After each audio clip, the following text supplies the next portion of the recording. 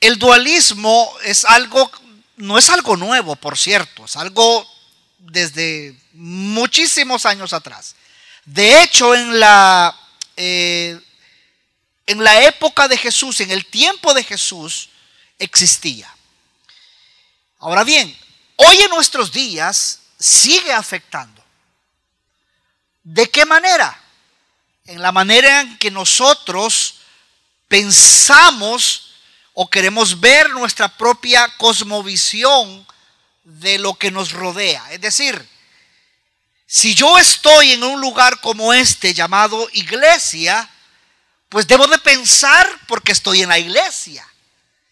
Si yo estoy en un trabajo X, y independientemente de la función que usted ejerza, sea abogado, sea ingeniero, sea doctor, arquitecto, instructor de levantamiento de pesas, ¿qué más? Enfermera, ¿qué más? Contador, ¿qué más? Etcétera, etcétera. Si estamos en esa esfera, pues debemos de pensar en base a la esfera donde yo me encuentro. Pero aprendíamos en ese tema de que independientemente estemos donde estemos, todo es para gloria de Él. En la época, por ejemplo, de la Reforma, surgió una frase. Por eso es que el Congreso del Ministerio de Jóvenes, el que año tras año se hace, se llama Coram Deo, es decir, ante la faz de Dios. Esa frase vino a ser muy emblemática y hasta el día de hoy también, así como el dualismo existe, también existe esto. ¿Y por qué nosotros hemos retomado eso? Porque en el lugar, amados, donde Dios lo tiene a usted, lo tiene con un propósito específico. Y es por eso que en esta noche quiero hablar de un tema muy importante, titulado Un Señor, una esfera. Si bien es cierto, cuando se mira la realidad desde una cosmovisión, digamos, desde una cosmovisión bíblica, se comprende que solo hay un Dios. Se comprende que hay un solo Dios. ¿Que hay un solo amado? Dios. Y por lo tanto, si hay un solo Dios, significa entonces que hay un solo mundo. Pero lastimosamente, sin embargo, los cristianos contemporáneos, digamos, no son los únicos seguidores de Cristo ciegos a la verdadera naturaleza de la realidad que Dios ha creado como medio para vivir. Es cierto que el dualismo, a través de la historia de la iglesia, las generaciones precedentes, lastimosamente, no comprendieron la naturaleza del reino de Dios. Y a la vez, eso ocasionó de que subestimaran el alcance de la obra de Dios en el mundo. Por ejemplo, muchos cristianos hoy en día ignoran sencillamente esto. Es decir, no tienen absolutamente claro cuál sea su naturaleza o relevancia para sus vidas. Mas, sin embargo, es un hecho indiscutible que el reino de Dios fue el tema central de las enseñanzas de nuestro Señor. También hay que recordar que, por ejemplo, sus más allegados no entendían lo que una y otra vez Jesús les decía de sí mismo y les hablaba también de su reino.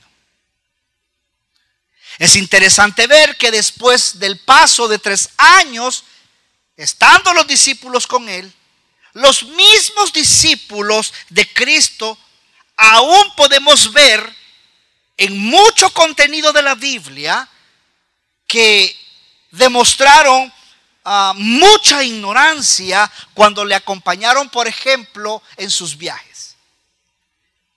Y esta noche vamos a recordar uno de esos viajes. Por ejemplo, vamos a recordar en esta noche su último viaje a Jerusalén. Y es que, mire, amados, en este último viaje a Jerusalén, Jesús y los 12 discípulos viajaron en compañía de una gran cantidad de seguidores.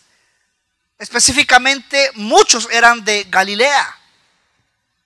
Muchos de ellos en esta peregrinación, es interesante ver, ya lo vamos a ver específicamente, cómo en este último viaje, todos esos que acompañaron a Jesús y a los 12, podemos darnos cuenta que no era una ida normal, no era una celebración normal lo que iban ellos a realizar.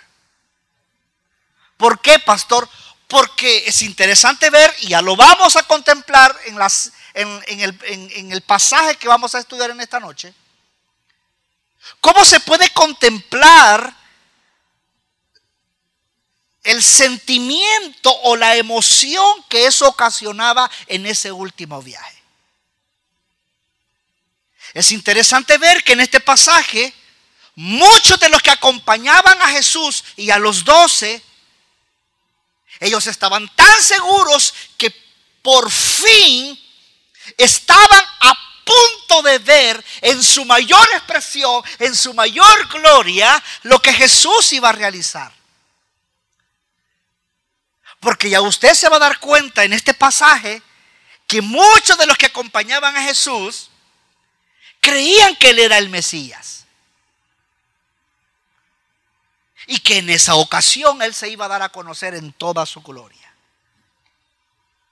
Y que de una vez por todas Él iba a destrozar a ese opresor del imperio romano. Y que aquellos que en algún momento lo anduvieron siguiendo, pues los iba a subyugar a esos gobernantes injustos. Y que iba a instaurar su gobierno sobre la tierra. Pero cuando usted se dé cuenta de este pasaje, usted se va a dar cuenta que fue todo lo contrario. Todo lo contrario.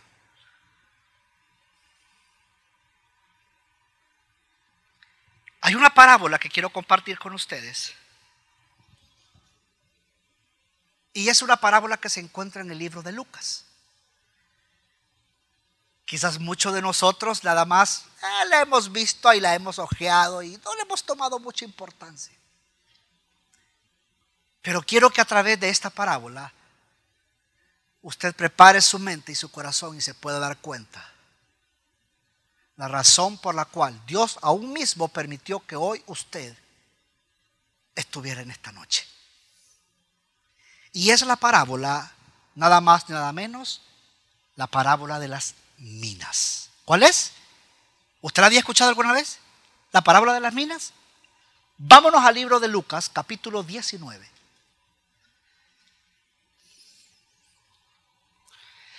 Antes de que lo leamos y mientras usted lo encuentra,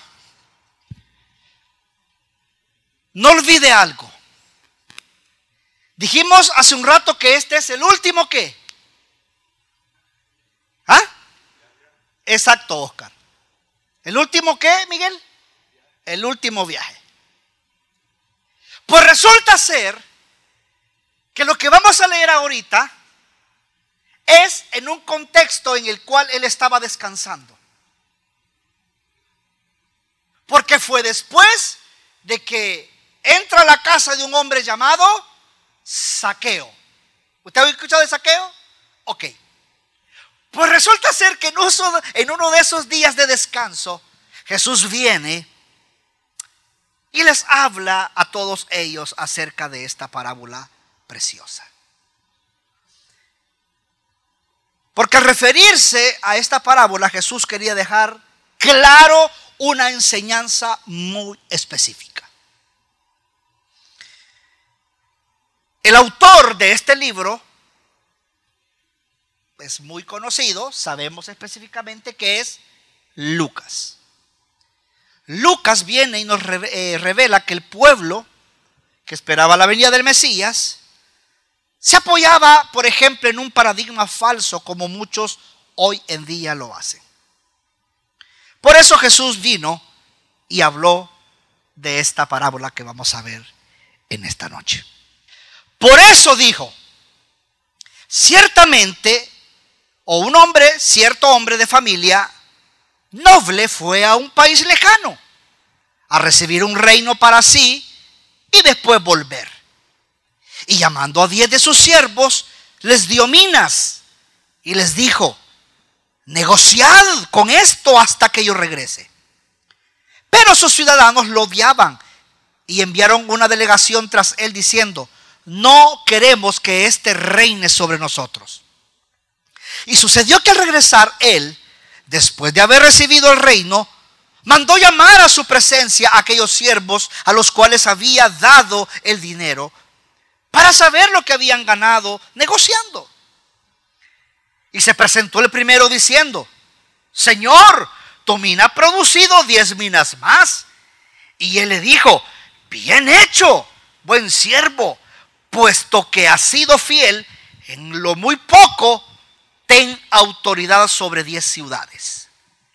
Entonces vino el segundo diciendo, tu mina, Señor, ha producido 5 minas. Y dijo también a este, y tú vas a estar sobre 5 ciudades. Y vino otro diciendo, Señor, aquí está tu mina, que he tenido guardada en un pañuelo. Pues tenía miedo, porque eres un hombre exigente. ¿Eres un hombre qué? Preste atención a esto. ¿Eres un hombre qué, amados? Exigente. Que recoges lo que no depositaste y ciegas lo que no sembraste. Él le contestó, siervo inútil. ¿Cómo le dijo? Por tus propias palabras te voy a juzgar. ¿Sabías que yo soy un hombre exigente, que recojo lo que no deposité y ciego lo que no sembré? Entonces, porque no pusiste mi dinero en el banco y al volver yo lo hubiera recibido con los intereses. Y dijo a los que estaban presentes, quitadle la mina y dásela al que tiene las 10 minas. Y ellos le dijeron, Señor, él ya tiene 10 minas. Os digo que a cualquiera que tiene más le será dado más, pero al que no tiene, aún lo que tiene se le quitará. Pero a estos mis enemigos que no querían que reinara sobre ellos, traedlos acá y matadlos delante de mí. ¿Usted había escuchado esta parábola? Interesante, ¿no? Preste mucha atención porque al final yo sé que Dios va a hablar a sus vidas de una manera muy interesante en la función que usted ejerce en el lugar donde Dios lo ha colocado. Ojo, sea donde sea, amados.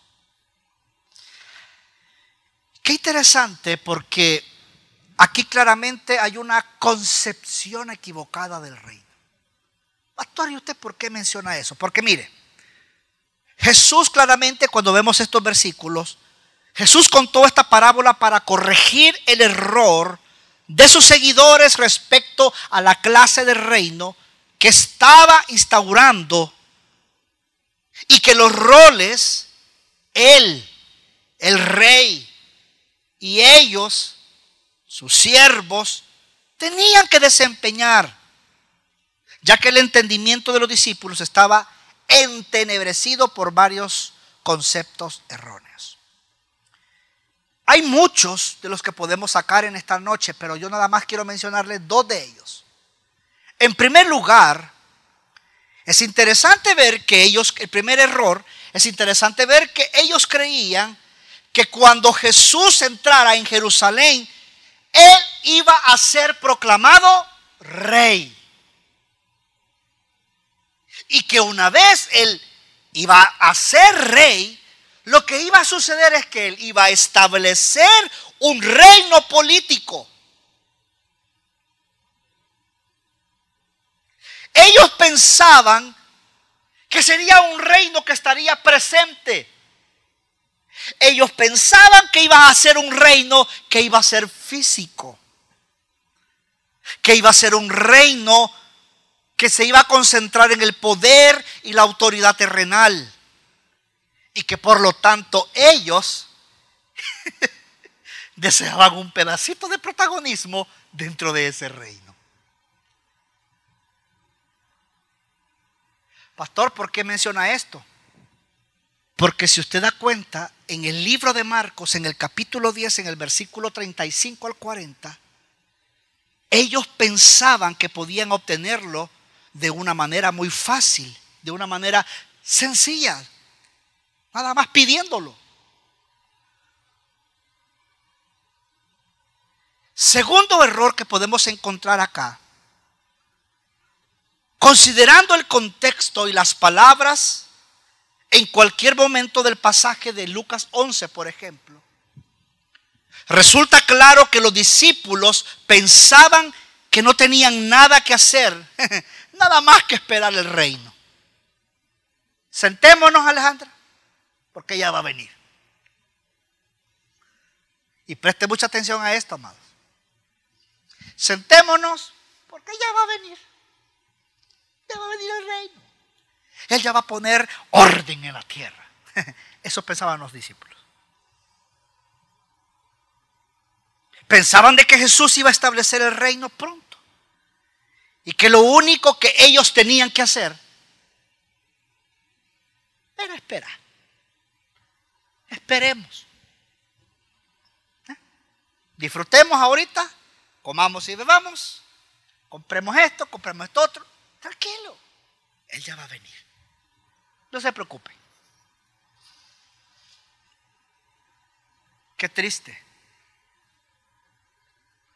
Porque eso mismo sucede hoy en día con nosotros. Con muchos de nosotros.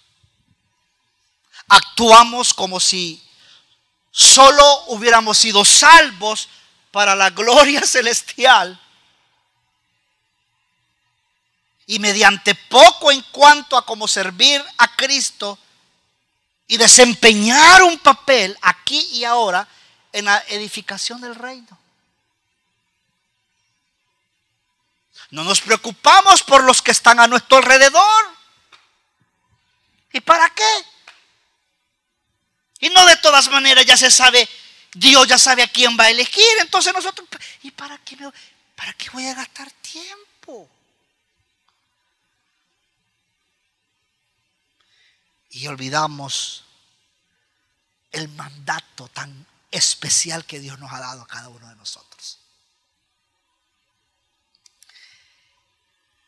Quiero compartir dos tendencias teológicas falsas que se han extendido entre los cristianos que estimulan la pasividad.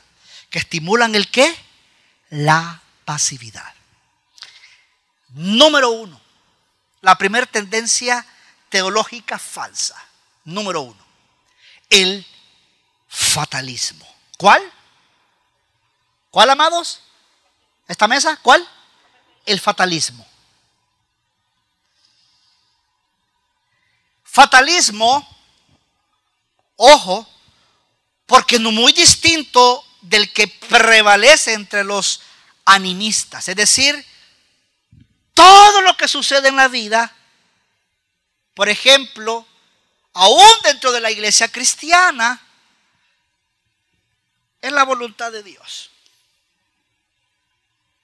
Muerte inoportuna, enfermedad o discapacidad. Estas personas creen que es la voluntad de Dios. Y por ejemplo, ante la realidad de la pobreza, el hambre o la injusticia, muchos creen o actúan excusándose. Es que no hay nada que yo pueda hacer. Tristemente, muchos sacan a coalición aquel proverbio: es que a los pobres siempre los tendrán entre ustedes. Pero simplemente lo hacen para poder probar un punto de vista, no explorando más allá para descubrir qué demanda puede la situación exigirles.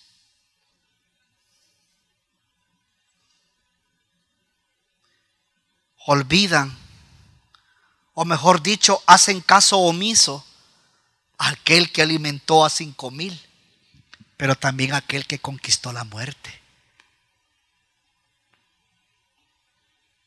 ¿Sabe cuál es la segunda tendencia teológica falsa? La segunda tendencia que engendra la pasividad dentro de la iglesia es el insidioso dualismo. El insidioso dualismo que rastreamos en el pensamiento cristiano desde muy lejanos orígenes, y que hoy en día, al cabo del tiempo, este pensamiento lastimosamente lo que ha hecho es conducirnos a trazar una dicotomía entre la realidad física y la realidad espiritual. Por como lo que dije al principio, estamos en la iglesia, hay que pensar como la iglesia. Ando allá afuera en la Gran Vía, hay que comportarme como estoy en la Gran Vía. Estoy en el trabajo, no tengo que pensar como el trabajo. Yo no estoy diciendo que usted no va a hacer su labor dentro del trabajo, porque si usted no trabaja, ¿qué pasa? ¿Qué pasa, César? Si tú no trabajas. Preste mucha atención y no me malinterprete, amado. Yo no estoy hablando de eso. Olvidamos que ese Jesús que sanó a los enfermos, que alimentó a los hambrientos, olvidamos también a ese Jesús que también es cierto que murió, pero también resucitó. Y que nosotros estamos llamados a eso en todo momento. Pero lastimosamente, amados, el pensamiento dualista nos impide a nosotros poder poner carne a esa fe, a la vida cotidiana. Hacer que nuestra fe se vuelva no solamente privada, sino que salga hacia afuera, que se vuelva eficaz. Es por eso que aquí debemos entender algo muy importante de esta parábola, amados. Porque si bien es cierto, Dios en su gracia ha permitido poder comprender la Santa Escritura, pero al comprender la Santa Escritura significa entonces que yo debo ser portavoz de esa Santa Escritura. Esté donde esté. Yo no sé si a usted le habrá pasado en su lugar de trabajo, en su lugar de estudio, en su empresa, lo que usted tenga. Mencione un tema y usted se va a dar cuenta cómo la gente reacciona. Pero también usted se va a dar cuenta la gran necesidad que hay de Dios en su corazón. ¿Por qué no hacer eso? ¿El qué, pastor? Hacer esa obra evangelística, presentar el evangelio. Por eso es que es interesante que la teología de la acción nos lleva a eso. ¿A qué? A accionar. Porque por el contrario vemos aquí nuestro Señor a punto de sufrir la cruz. A punto de sufrir la cruz y actuando decisivamente en la historia para revertir los efectos de la caída, contó a sus oyentes una parábola que unía los dos aspectos de la realidad y contraria claramente iba de aquellos que pensaban, no, es que ya va a salir Jesús estableciendo el reino. Jesús lo que hizo con esta parábola es describir el presente y el futuro del reino como un todo, como una vida cotidiana y que en desarrollo con un trabajo importante a realizar por sus obreros de principio a fin. Notemos algo, amado, bien importante acá en esta parábola. Note el activo papel de Cristo en la parábola. Ese Cristo, el noble, que dice que se fue a un país lejano para ser coronado rey y luego regresar, como lo dice Lucas 19:12. Pero también notemos el papel activo que desempeñan sus discípulos, retratados como siervos o esclavos en la parábola. Qué interesante ver que las minas, las 10 minas que aparecen acá, representan la medida de capital que Cristo invierte en la vida de cada creyente. Además de los talentos naturales, además de las capacidades, además de los intereses y el temperamento de cada uno, Cristo es el que suministra su espíritu, porque Él dice en la Escritura que Él mismo da dones espirituales.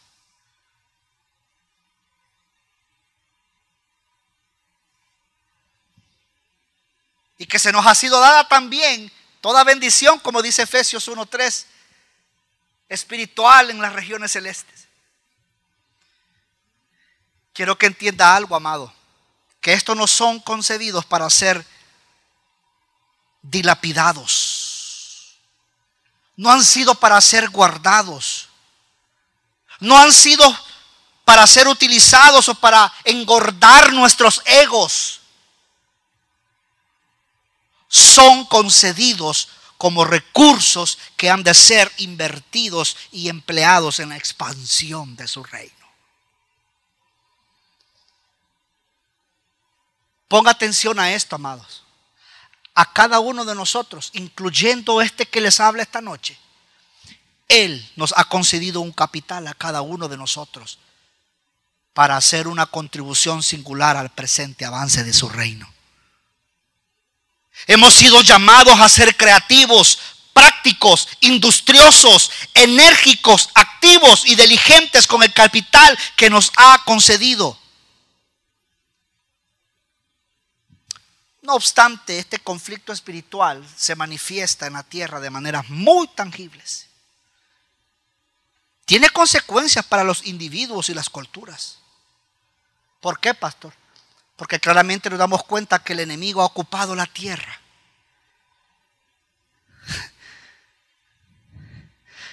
Pero le tengo una noticia. Su reino es temporal. ¿Por qué, pastor? Porque el rey ya ha venido. Y ese rey ya derrotó. Ese rey ya derrotó a su enemigo. Pero va a regresar.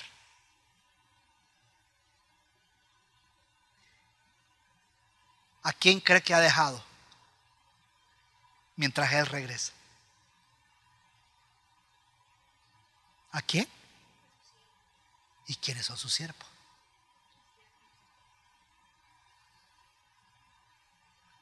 ¿A quiénes ha dejado mientras Él regresa, Willy? A su iglesia. Francisco, ¿a quién ha dejado? A la iglesia. ¿A quién ha dejado? A la iglesia. ¿Y quién es la iglesia? Este cajón. ¿Quién? Nosotros. Excelente. Nosotros, amados. Nosotros. La iglesia como avance. Es cierto, hay batallas que liberar. Las batallas tienen lugar en muchos frentes. Es cierto que hay que librar una batalla por la verdad. Es cierto que hay que librar una batalla por la santidad de vida. Es cierto que hay que librar una batalla por la justicia. Es cierto que hay que liberar una batalla contra el hambre, la pobreza, la ignorancia. Pero tenga en cuenta algo, amados. Nosotros, los siervos del Rey, debemos de ocupar en usar los dones, los talentos naturales, las capacidades que tenemos para poder combatir contra las fuerzas del mal. Ocupar este mismo territorio enemigo, que les recuerdo una vez más, es temporal.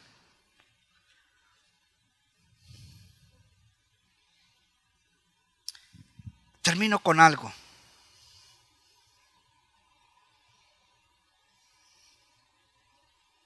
La noción de ocupación en este lugar encierra para nosotros un doble significado en esta tierra. Diga conmigo, servir. Diga conmigo, sin miedo, servir activamente a Dios.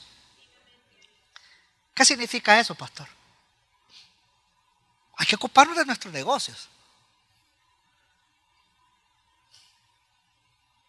Deja de trabajar 15 días. Lo más seguro que la cuenta va a bajar porque solo para afuera, para afuera, para afuera, para afuera, para afuera y para afuera.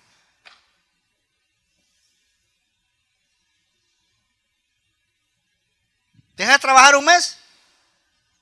Lo más seguro que al mes te vas a acabar el sueldo que está ahí reservadito y vas a tener que vender el carrito.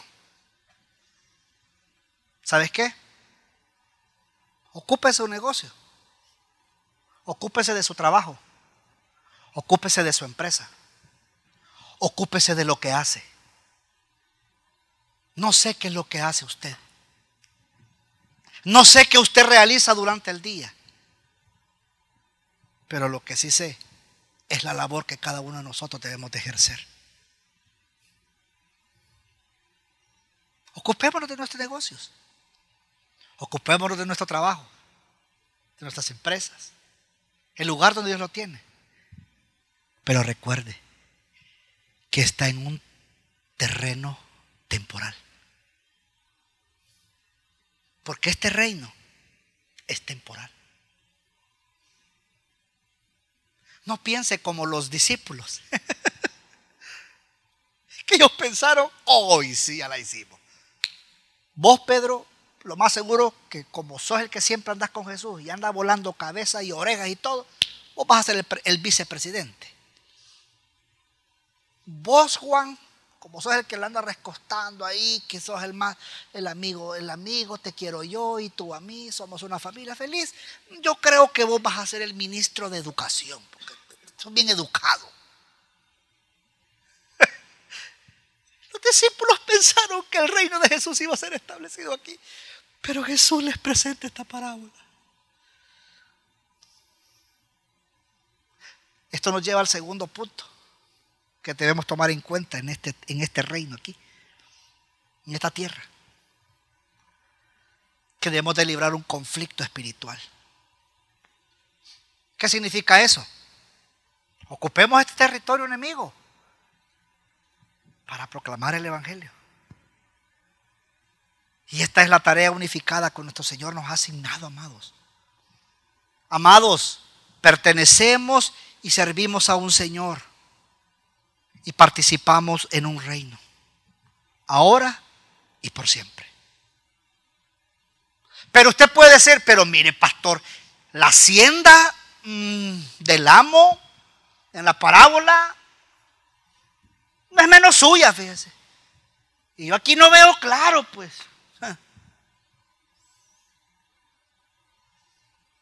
Pero aunque él esté ausente, Oscar, aunque el rey hoy no lo podamos ver, pero sabemos que un día ese rey va a venir. La obra presente de sus siervos es importante para él y su propósito final. Así como para el Rey de Reyes es importante la celebración cuando estemos con él, también es importante para él la razón por la cual usted y yo estamos en este mundo. Amados, tal como hizo con sus discípulos, Jesús esta noche quiere abrirnos los ojos para ver la magnitud del reino cercano de Dios, que abarca todo aspecto de nuestra vida y trabajo.